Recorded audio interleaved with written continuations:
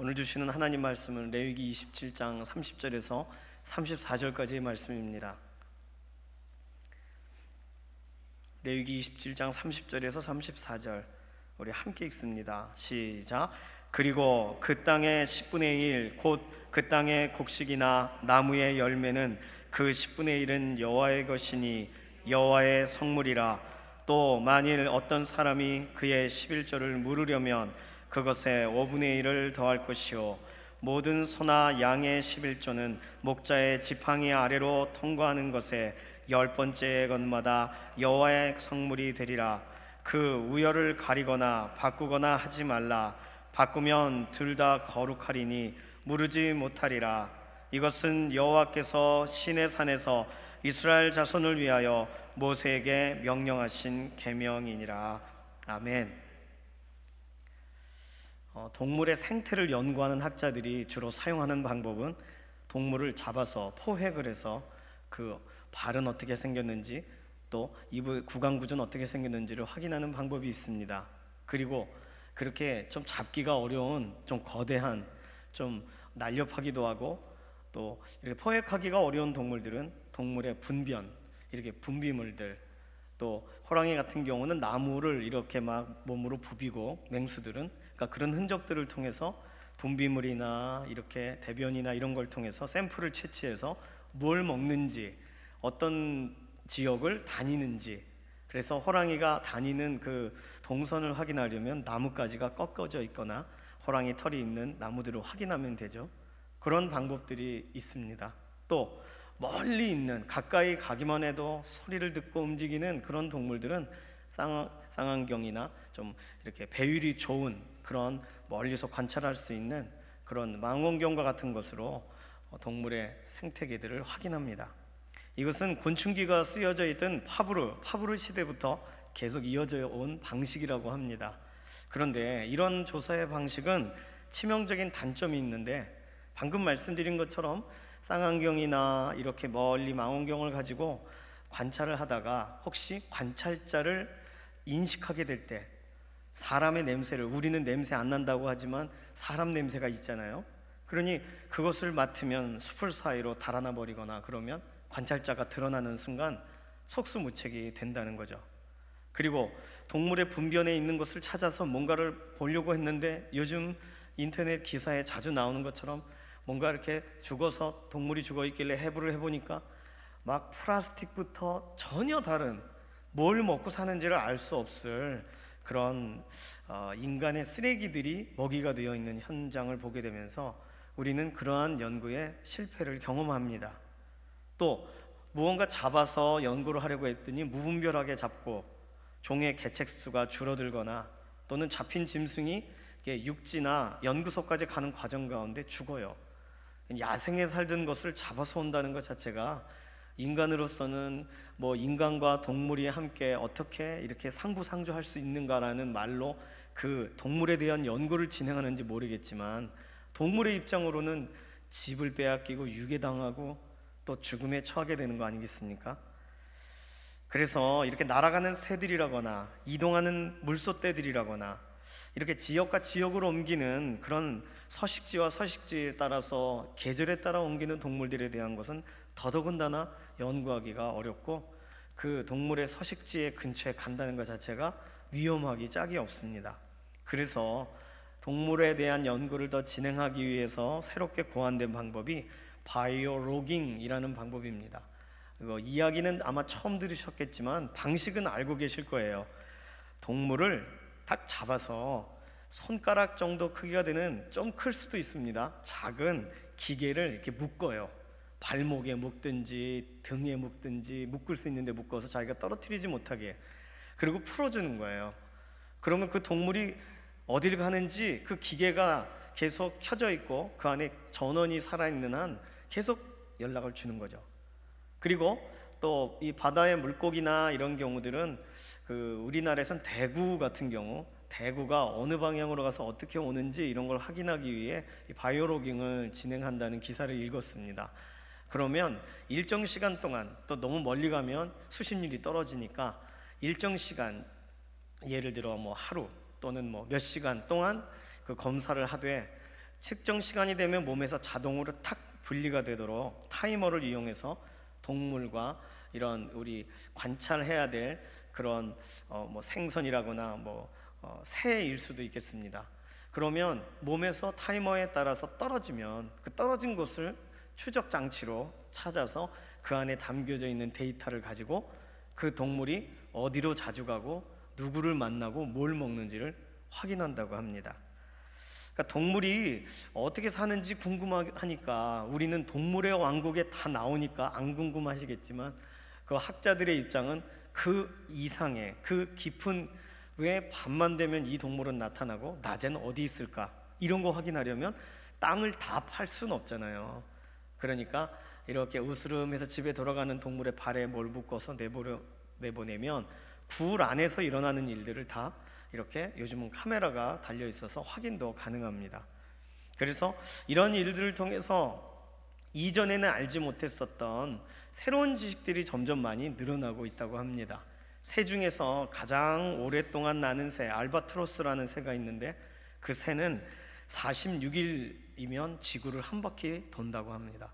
지구를 한 바퀴 도는 새예요. 또 바다 표범 중에서 어떤 특별한 종류는 잠수를 해서 1시간 동안 호흡을 하지 않고 물 안에 있는다는 거죠. 1시간 잠수 가지고 그러느냐, 바다거북은 최소 10시간 정도 잠수할 수 있다고 합니다. 물론 물고기들은 늘 잠수해 있죠. 물고기는 호흡을 하잖아요. 그런데 이런 바다 표범이나 바다거북 같은 경우는 조금 다르죠. 호흡을 멈추면서까지 어떻게 깊이 잠수할 수 있는가, 무엇 때문인가? 고래에 대한 설명할 때 고래가 어떻게 그 큰 무게로 더 깊이 내려가고 또 그렇게 빨리 올라오느냐, 이런 것들을 확인하기 위해 고래의 몸에 이렇게 기계를 부착시키는 거죠. 또 새 중에서 군함새는 사흘 밤낮을 날면서 한 번도 땅에 앉지 않아도 되는, 계속 날아도 그냥 지치지 않는, 그 체력은 어디서 나오는 걸까, 이런 것이 그런 장치를 통해서 어떤 데이터를 통해 확인이 가능한 것이죠. 우리는 신기해서 그런 기계를 붙이지만 사실 모든 만물은 하나님이 정하신 대로 움직이고 있습니다. 정하신 대로 날고 있고 정하신 대로 물을 다니고 있고, 그냥 다랑어 같은 경우도 막 전 세계를 돌아다니죠. 고등어만 해도 우리가 왜 고등어 맛있고 좋아하지만 염려하냐면 그것이 우리나라 인근에만 있지가 않고 저 추운 바다까지 갔다가 돌아오잖아요. 그래서 일본 방사능 오염과 연관돼서 물고기들에 대한 염려들이 여전히 있습니다.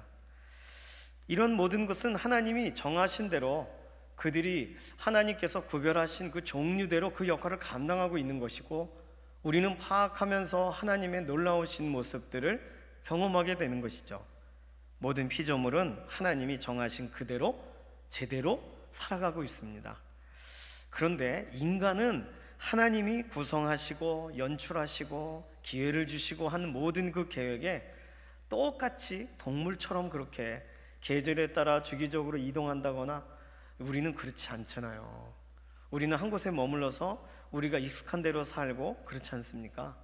물론 북극이나 남극에 사는 분들이 적도 지방에 가면 죽는다 그러지만 그분들의 자손들이 태어나서 적도 부근에 살게 하면 적응하게 될 겁니다. 바뀌게 되겠죠.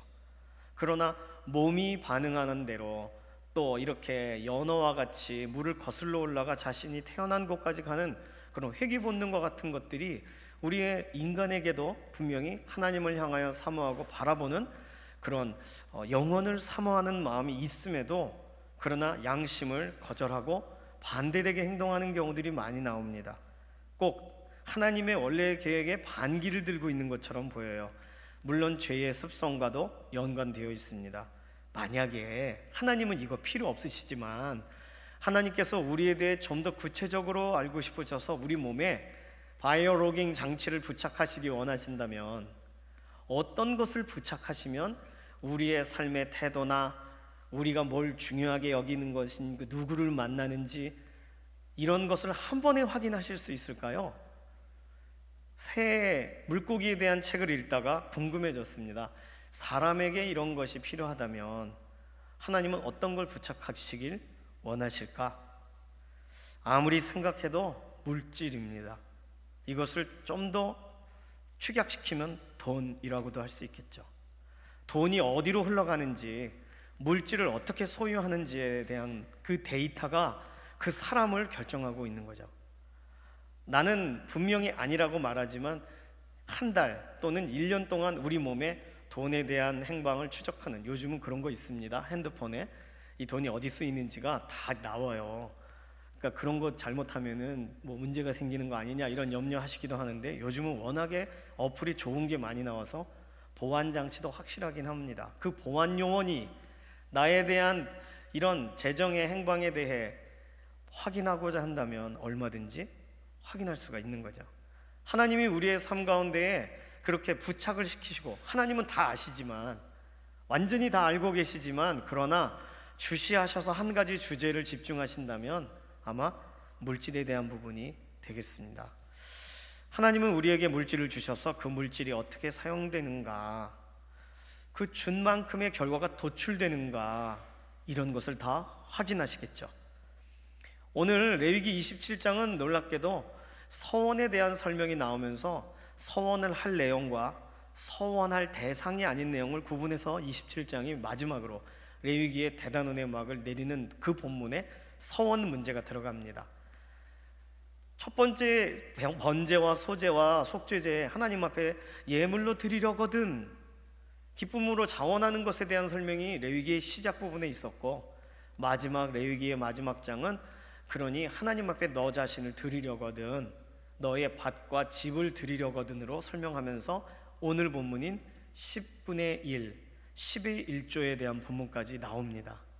왜 이렇게 구성되었는지 우리는 알 수 없어요. 그러나 하나님이 설명하시는 방향 가운데서 우리는 배움이 있어야 되니까, 우리의 삶을 확인해야 되니까, 오늘 이 본문을 통해 우리의 오늘까지 걸어가고 살아왔던 그런 삶의 모습들을 좀 돌아보게 되기를 소망합니다. 오늘 본문은 11조에 대한 본문이에요. 정확히 말씀드려서 10의 1조라고 하면 여러 가지의 성경에 나와 있는 본문들이 있습니다. 그런데 오늘 레위기 본문에 있는 이 짧은 구절이 아주 유익한 이유는 11조에 대한 거의 대부분의 것을 설명해 주고 있기 때문입니다. 11조의 기준을 통해 거룩한 구별을 실천하게 하고 레위기의 거대한 이야기를 완성하시는 것이 하나님의 목적이라면, 우리는 이 30절에서 34절 4절밖에 되지 않는 이 본문을 통해 우리는 오늘 배워야 될 것을 배우고, 또 우리 다음 세대들에게 가르쳐야 될 것을 가르치는 중요한 이 본문으로 자산을 삼아야 되겠습니다. 오늘 본문에 나타난 11조에 대한 기본적인 규칙은 3가지입니다. 첫 번째는 11조는 서원해서 자원해서 하는 게 아니라는 거예요. 창세기 14장 20절은 아브라함이 멜기세덱, 살렘 왕 멜기세덱에게 자원해서 10분의 1을 드립니다. 창세기 28장 22절은 야곱이 나를 집으로 안전하게 돌아가게 해주시면 하나님께 나의 소득에, 나의 재물의 10분의 1을 드리겠습니다라고 서원을 합니다. 아브라함은 자원을 했고 야곱은 서원을 했어요. 그러니까 이 11조는 자원해서 하는 게 아닌가요? 이렇게 생각하실 텐데, 레위기에 가서는 그렇지 않다는 거예요. 창세기에서는 그때는 그랬어요. 그러나 레위기 27장에 와서는 하나님은 11조를 명령하세요. 출애굽 이후에 율법으로 10분의 1은 하나님의 것이다 라고 아예 규정을 하고 계신 본문이 오늘 레위기 27장의 마지막 구간에 해당되는 본문이 되겠습니다. 서원해서 하는 게 아니라 명령으로 해야 된다는 것. 두 번째는 10의 1조는 성별되게 해야 한다는 것. 27장 31절에 보시면 어떤 사람이 그의 11조를 물으려면 그것의 5분의 1을 더하라고 하나님이 말씀하세요. 물은다라고 하니까 11조를 드리겠습니다라고 했다가 물을 수 있는 거 아니냐, 그러니까 서원 아니냐 이렇게 생각하실 건데, 여기서의 이 내용은 자신의 밭에서 나오는 곡식이나 또는 열매에 대해서 드렸는데 열매가 상했어요. 곡식을 드렸는데 곡식이 좀 제대로 연결지 못했어요. 그러면 하나님이 받으시겠어요? 그러니까 그걸 도로 걷어 드려야 돼요. 어떻게? 5분의 1을 더해서. 그리고 안 드려도 되는, 아니 그런 뜻이 아니라 다시 드려야 돼요. 다시 말하면 5분의 1을 포함해서 물러야 된다는 뜻은 다시 구별하라. 하나님께 거룩한 것으로 구별하라. 가장 온전한 것으로 구별하라는 초청이 됩니다. 10분의 1은 하나님의 것이라는 선언이 있으니까 하나님께 온전한 것으로 드려야 된다는 표현을 설명하는 과정에서 성별되게 드리는 예물로 11조를 설명하고 있다는 것이죠. 세 번째는 33절에 나와 있는 우열을 가려서 드리지 말라는 거예요.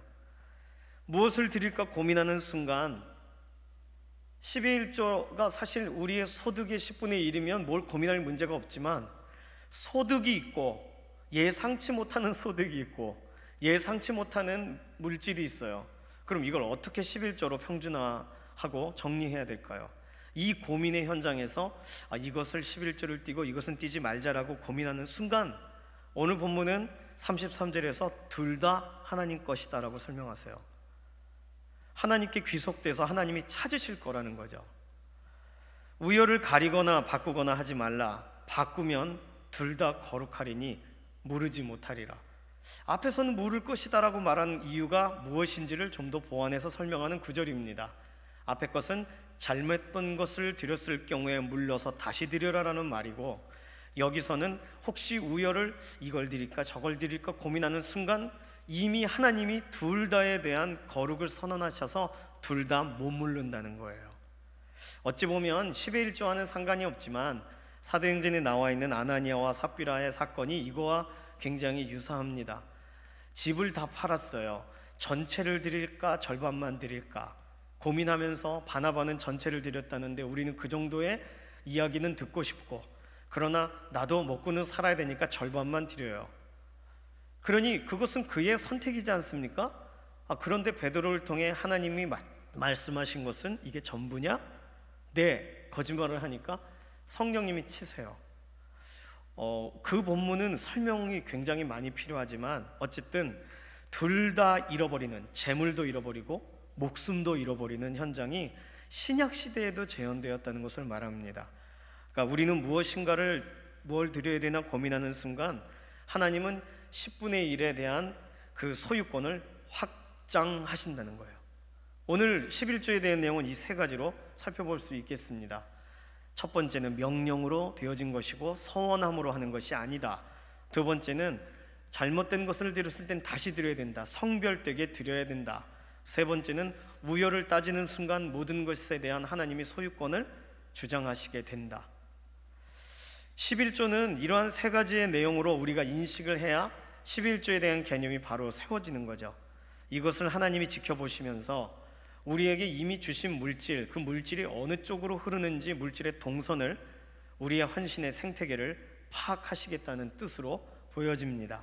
여기서 우리는 궁금증이 좀 생기는데요. 이 궁금증이 뭐냐면, 그러면 하나님은 우리를 이미 다 소유하셨고 전체를 가지신 분인데 왜 하필 10분의 1이라는 기준을 제시하시는 걸까?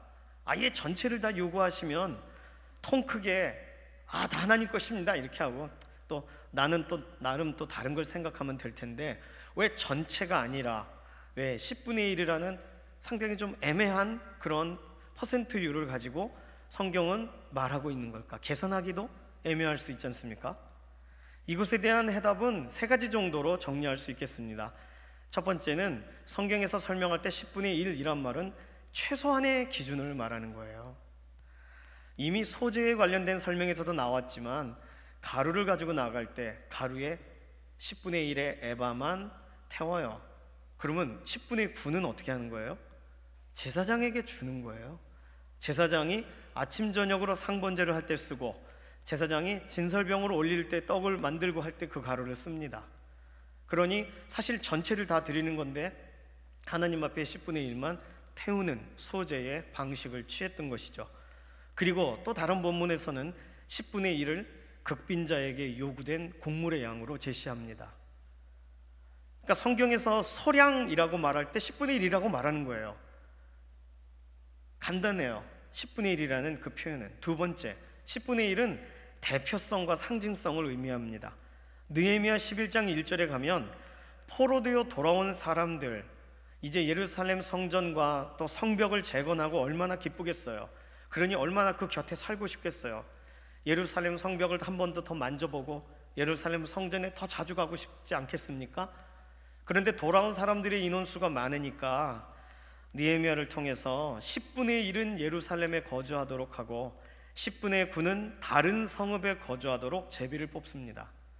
그러니 이스라엘 모든 사람들이 하나님께 돌아왔습니다라는 표로 모든 사람들, 하나님이 돌려놓으신 기쁨의 동역자들이 모두 한 공동체로 있지만, 그러나 예루살렘에 들어가서 살 수 있는 사람은 어떤 레위인이라거나 어떤 특별한 계층에 있는 사람이 아닌 그 중에 10분의 1을 제비를 뽑아서 살게 하는 거죠. 대표격인 거죠. 상징적인 거죠.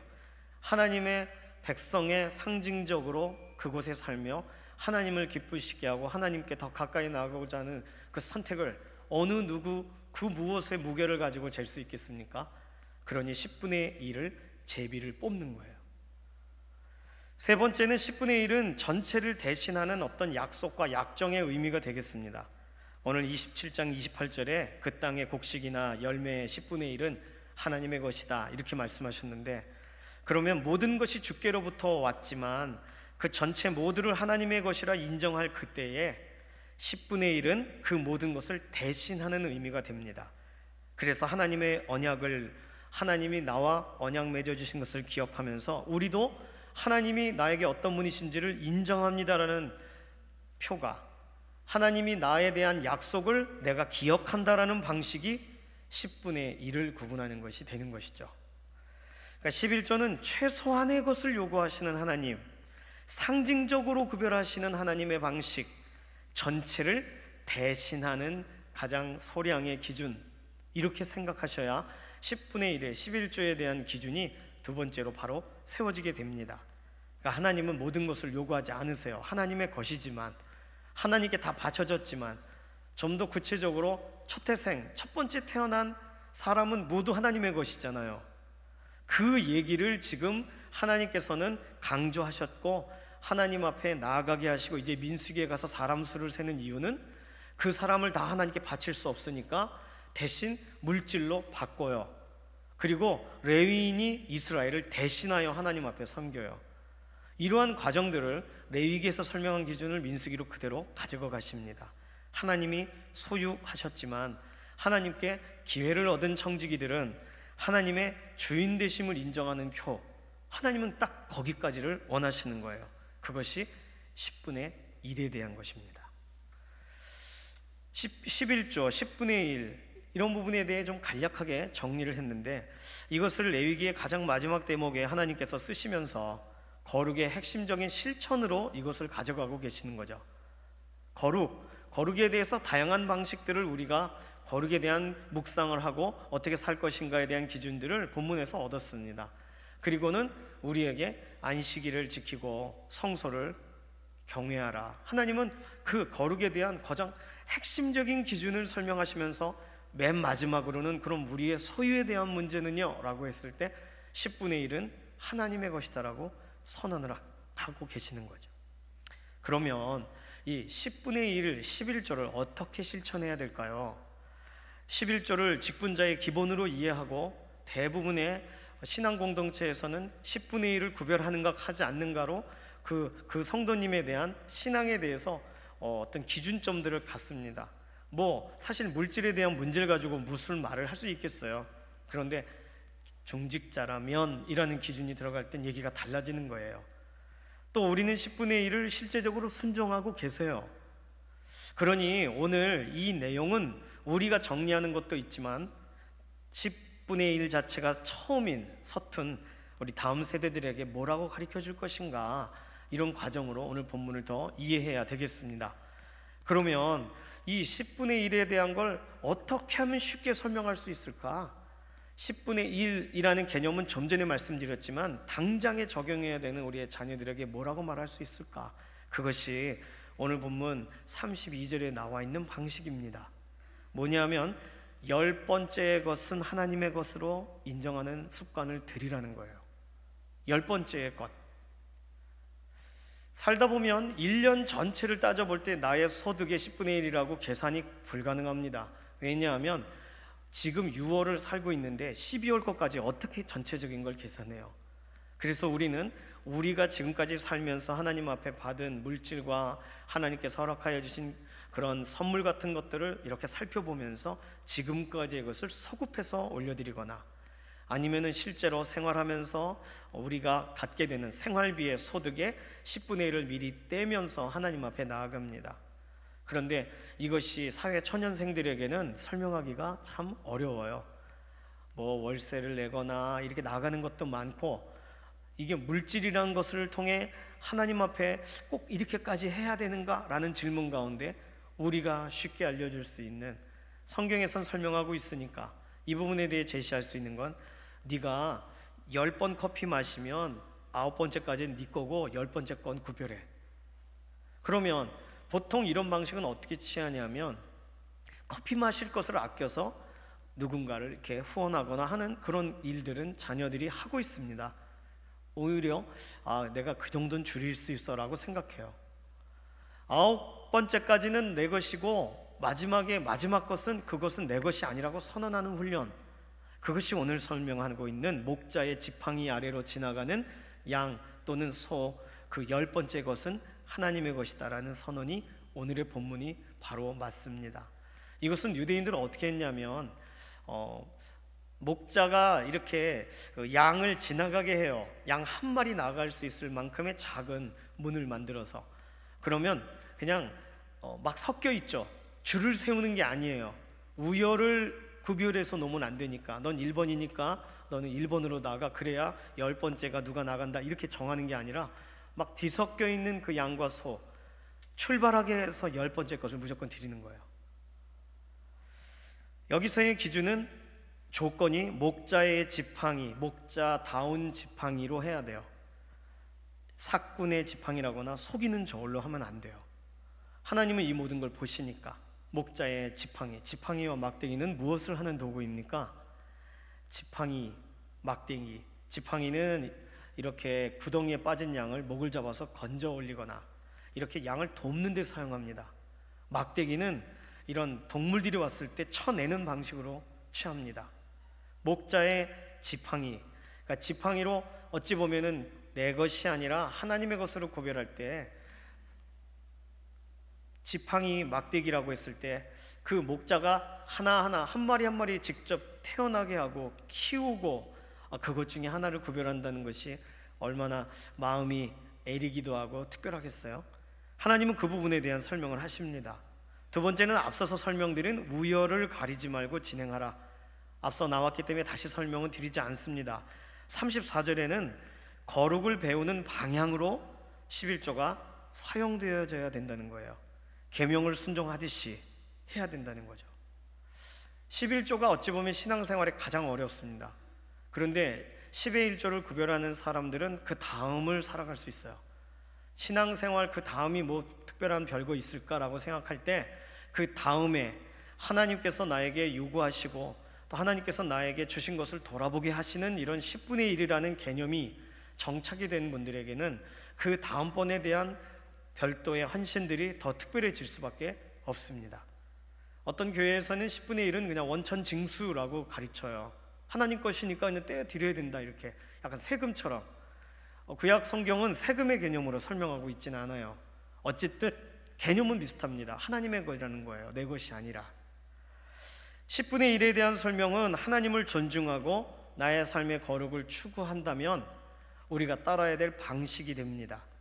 결국 10분의 1, 이것은 하나님이 우리의 삶에 물질의 동선을 체크하는 과정이세요. 물질의 과정들이 어디로 흐르는지를 파악하시는 최소 단위가 되는 것이죠. 11조에 관해서 그러면 예수님 당시에도 했는가, 이런 의문도 들 것입니다. 누가복음 18장 12절에서는 예수님께 율법학자 바리새인이 저는 한 주일에 2번씩 금식하고 소득의 11조를 드립니다, 이렇게 말을 해요. 이미 익숙하게 진행되고 있었던 내용이죠.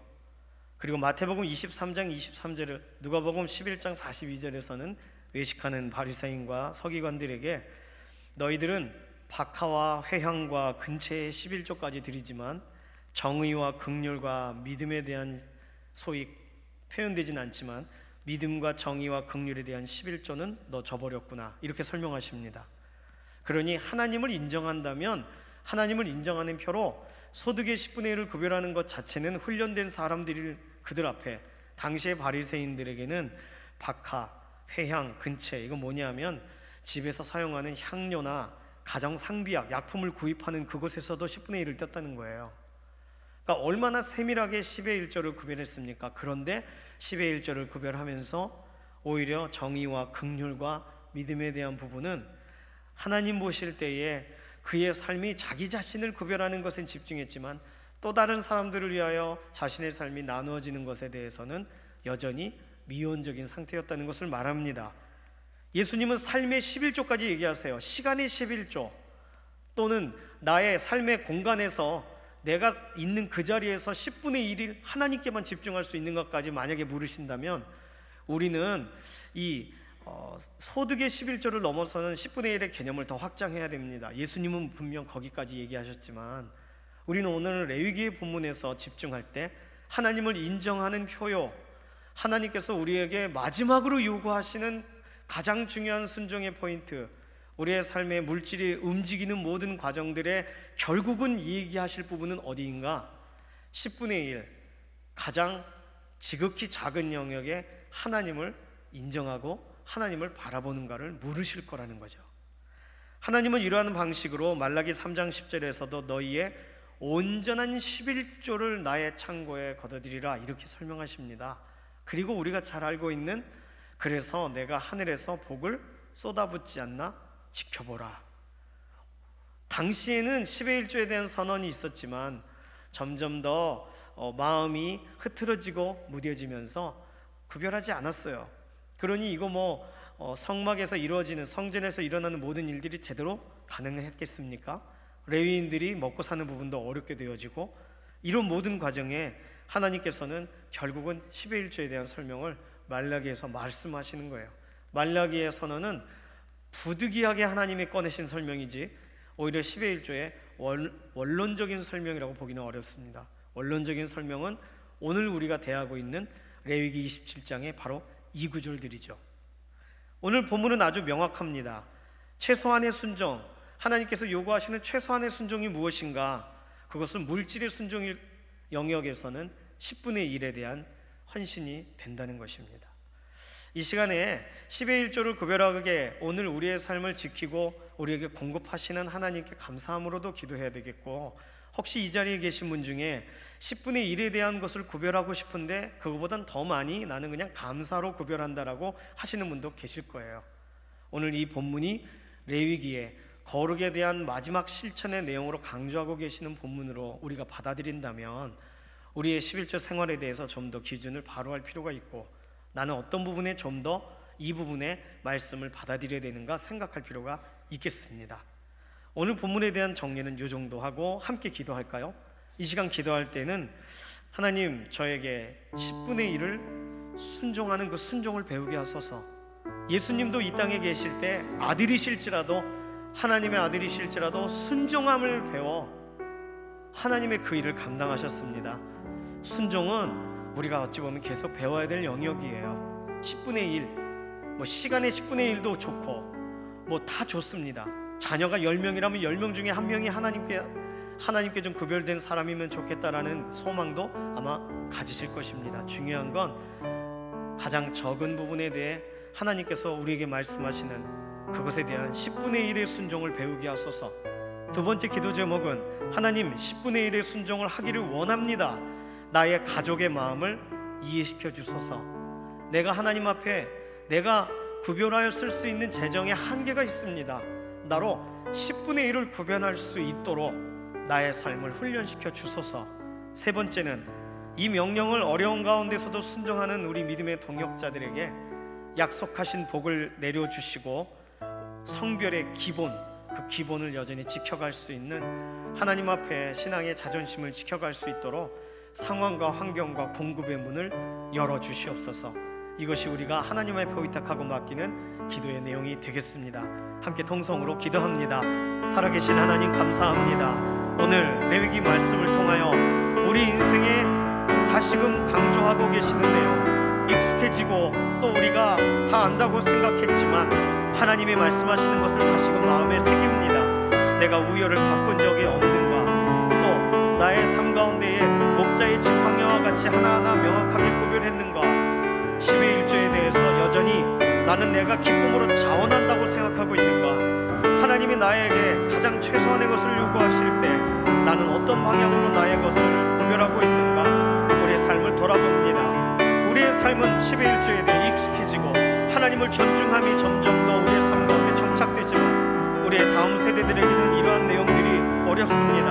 하나님 직접 가르쳐 주십시오. 말씀하여 주십시오. 그리고 10분의 1을 구별한다는 것이 무엇인지 그 순종함들에 대해 배워가는 자리가 되기를 원합니다. 그리고 10분의 1을 구별하고 싶지만 가족과 상의하는 부분이 있고 가족과 대화해야 되는 부분에서 어려움을 겪는 우리 동역자분들에게 상황과 환경의 문을 열어주셔서 하나님 가족의 마음이 같은 마음으로 구별할 수 있는 하나님을 존중함이 생기게 해주시고 하나님을 기뻐하며 걸어갔던 모든 걸음걸음들에 약속하신 복을 허락하여 주셔서 여전히 우리는 성별하게 구별하게 나아간 그 걸음이 하나님 알아주신다는 사실에 도달하게 하여 주시옵소서. 살아계신 하나님 감사합니다. 우리의 시간의 10분의 1을 달라고 하시면 언제 어떤 시간을 드려야 될지 머뭇거리게 됩니다. 우리의 건강의 10분의 1을 달라고 하시면 우리는 어느 팔 어느 다리부터 드려야 될지 모르겠습니다. 우리의 자녀의 10분의 1을 달라고 하시면 우리는 그것 어떻게 자녀를 하나님 앞에 그렇게 구별할 수가 있겠습니까? 우리에게 물질의 최소한의 일부의 10분의 1이라는 개념을 설명하시려고 성경에서 여러 가지 과정으로 말씀하시는 하나님, 익숙하지 않는 부분 익숙하게 해주시고 하나님을 존중하는 방식을 배워나가게 해주셔서 레위기의 말씀 전체의 마지막의 본문에서 우리가 걸려 넘어지지 않도록 우리의 삶에 환경과 상황의 문, 공급의 문을 열어주셔서 하나님을 더 바라보는 믿음의 걸음 되게 하여 주시옵소서. 감사드리며 살아계신 예수님의 이름으로 기도드립니다. 아멘.